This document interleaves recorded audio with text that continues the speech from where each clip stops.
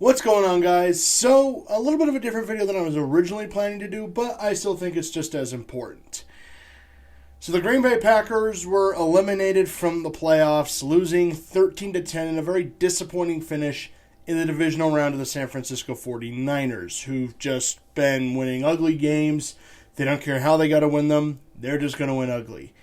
And for some Packers fans, I understand the feelings that they're going through, some of the hopelessness that they might be feeling right now. They feel like, a lot of stuff is going to be gone after this offseason. Aaron Rodgers is most likely gone after this year. Devontae Adams, Marquez Valdez-Scantling, Alan Lazard are all up for contract. Robert Tonyan, some guys on the line. Their defense, Zadarius Smith might be retiring after this year. We don't know if he's coming back. There's a lot of reason to be a little, hopeless right now in Green Bay. But I do think that there is a chance that not all hope is lost just yet. There is definitely a chance that the Green Bay Packers can come out of this, and if they are going to go into a rebuild, there's a way for the Packers to actually get out of this without having to go through too much trouble. Trust me, there is a way for the Packers if Gutekunst and Mark Murphy truly believe in their vision and they're willing to commit. There is a way for the Green Bay Packers to do this right if they are forced to rebuild. So let's just get started right away. Let's start with their contract situation. Yeah, they're projected near $45 million over the cap for next year, second behind the New Orleans Saints, who just lost their head coach in Sean Payton. Now, I wouldn't exactly, I don't know how the Packers are going to get out of this. Even if Rodgers does come back, there's going to be a lot of restructuring, especially if they want to seriously make one last final push somehow. I mean, you kind of have to with Rodgers. He has said he doesn't want to be part of a rebuild. So for Green Bay to really bring back a lot of their key contributors to make one last playoff push, it would be far different. Like, they'd have to do a lot of contract restructures, a lot of cuts. I imagine some of their older guys won't be back. Randall Cobb he's probably done after this year. He was kind of brought back just for this 1 year. I have no idea what the Packers are going to do to get under that cap without shedding a lot of talent. They'll have to do a lot of restructures, which some guys may not be open to, which means trading, making some cuts. Investing in draft capital will probably be big for the Packers this offseason. They'll probably get a good amount of picks if they handle this correctly. There's also the big question at quarterback. Jordan Love is more likely than not the starter next year, and we're going to get our first look at him, first real look. We've seen him in the preseason. We saw him a little bit this year. What he gave wasn't awful, but it certainly didn't look too inspiring. And look, I know quarterbacks take time. It's a steep learning curve, especially now more than ever in the NFL. We've seen guys that take quite a while to come into their own. I mean, Josh Allen took 3 years. Baker Mayfield has just been up and down. We don't know what he is. He's just kind of flustered all throughout. We've seen quick rises and then they fall just as fast. Guys who have a strong start, but then they collapse just as hard, like Robert Griffin III. We've seen guys that look like they're going to be nothing, but then they eventually come into their own, like Aaron Rodgers eventually did for Green Bay. So it depends. Jordan Love he was a highly touted prospect, and I thought he could work in the NFL in the right situation. Now, Matt LaFleur and Brian Gutekunst did like how he fit their offense. LaFleur said he should fit their scheme, which means they're going to have more incentive to engineer the offense around him. It's pretty clear that they did take a lot of time and care into making the Love pick. There is no way that was just an off-the-fly kind of thing. Now, I'm not saying that that was their top priority, like they thought, oh, we're going to draft Jordan Love. No, I think that when they drafted Love, they knew exactly what they were doing. They knew what they wanted in him. Now, Packers fans may not agree with that, but that's just my takeaway. So this offseason will be huge.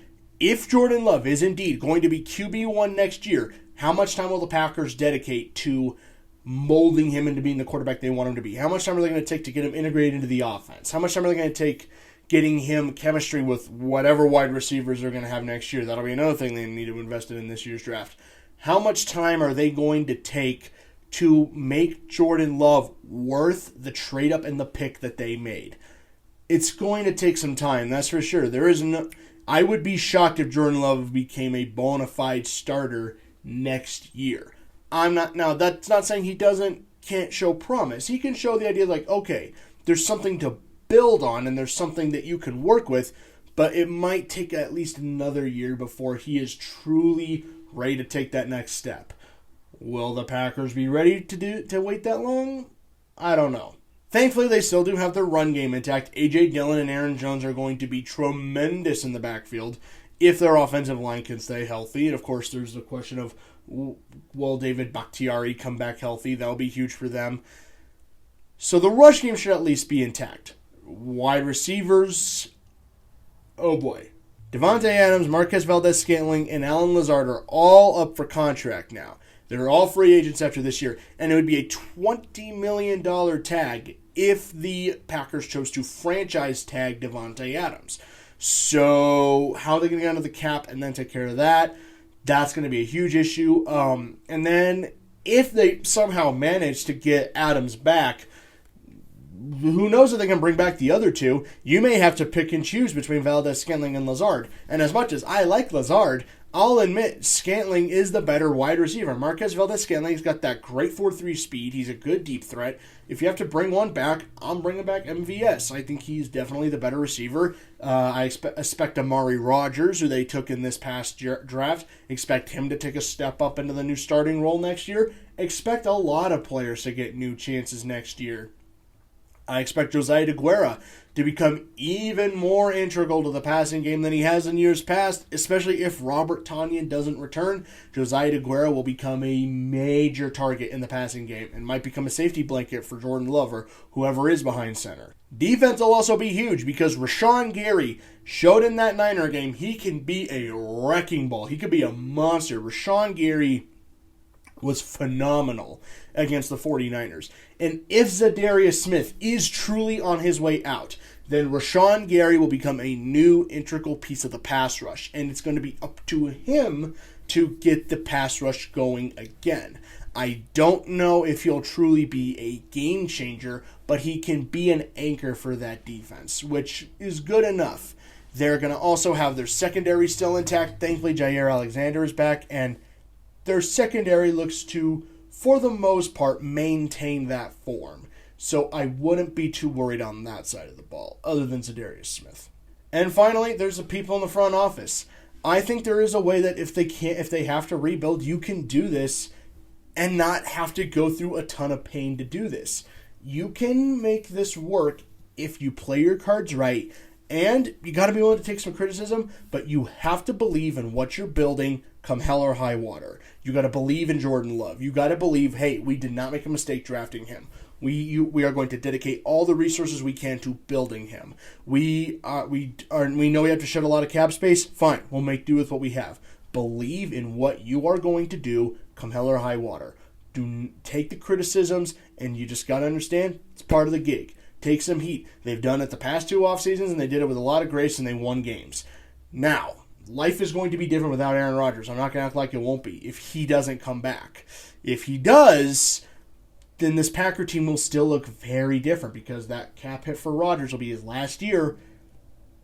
It's going to look quite different on that last year for that cap hit. So, yeah, I know that this offseason looks bleak, Packers fans, but don't give up just yet. There are reasons still to believe that this team can still win a lot of games and could still be and still end up one day being a playoff contender again if they have to go to rebuild. You don't have to be stuck in a rebuild forever. You could rebuild in 2-3 years and maybe even just 2 years. You could rebuild in a short time frame and you can get yourself back to playoff contention if the drafting is right, if you invest in free agency wisely, and if the core that you build is strong enough to carry the team. Now, I'm not going to act like this is going to be easy. There have been hundreds of rebuilds that have failed for long stretches of time, and teams have no stretch to get out of them. You can look at the Titans from the mid-2000s all through pretty much the 2010s until probably 2019 when Tannehill and Henry provided the spark that they needed. You can look at the Browns when they returned to the league all the way until probably 2018. You can look at teams within your own division like the Vikings that had a very rough time during the 2000s that kind of just tossed around quarterbacks minus one NFC championship appearance. You can look at the Bears since the 80s, how they've struggled to really find themselves a franchise signal caller and a great head coach. You can look at Detroit. They've been failing the rebuild for years as they've won a total of one playoff game in 50 years. One playoff win. You can look at the teams within your own division as to how rebuilds can fail, and notes that on how rebuilds don't work if the people in charge don't know what they're doing or they don't have faith in what they're doing.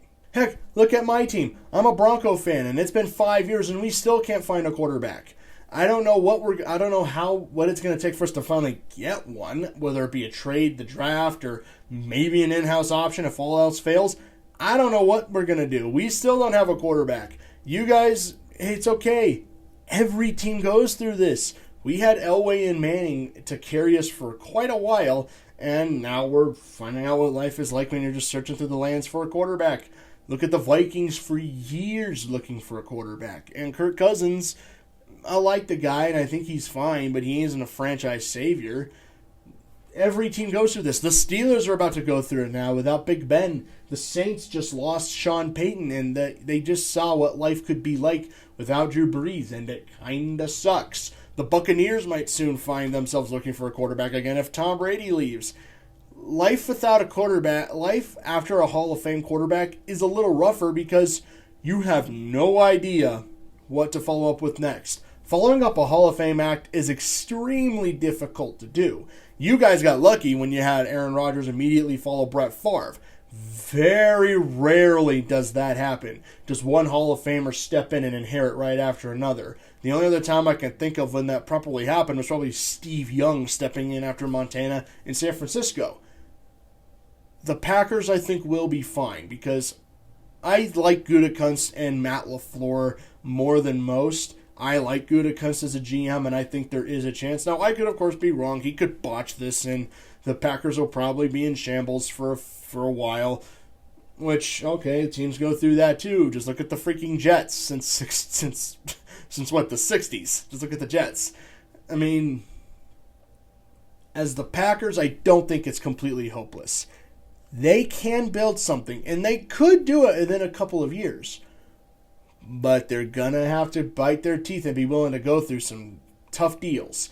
They're going to shed a lot of talents, and a lot of fan favorites may end up leaving. Welcome to life in rebuild mode, Packers. You haven't been here in a while. So I hope you guys know what you're doing. I don't think all hope is lost just yet, though. They can build this, and they can do it correctly. But it's going to take a lot of time. Anyways, that's just it from me, trying to offer some positive message to Packers fans who I know are going through it out there. Hey, Tom Brady lost this week. Just think about that. Yeah, Tom Brady. You can join Aaron Rodgers on the couch. You guys don't have to feel that bad about it. So that's it from me. Look out for my next video, whenever that'll be. Anyways, hope you guys enjoyed it. Love you all. See you in the next one.